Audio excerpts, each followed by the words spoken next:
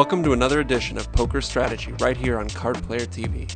In this episode, 2000 World Series of Poker Main Event winner Chris Ferguson gives some advice about one of the most important aspects of being a winning poker player, bankroll management. I think the most important bankroll management tool you can apply is that you never want to play for more money than you can afford. You'll play for very small stakes, and the idea is you got to beat the small games before you can move up into the bigger games. And if you lose in the bigger games, you got to move back down to the small games.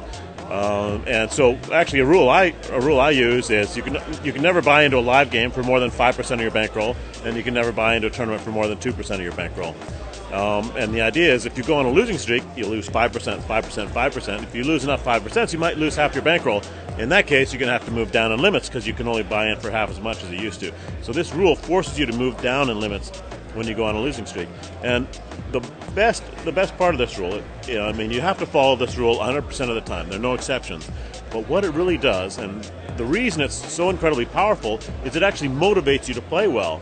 I know a lot of people that they'll play high limits and they move down, and now they're not really motivated to play well, because they're not playing for the kind of money they used to. But if you apply these rules, you're always motivated to play. Your motivation is, I want to get back up into that big game. And the only way you get back in the big game is by beating the smaller game.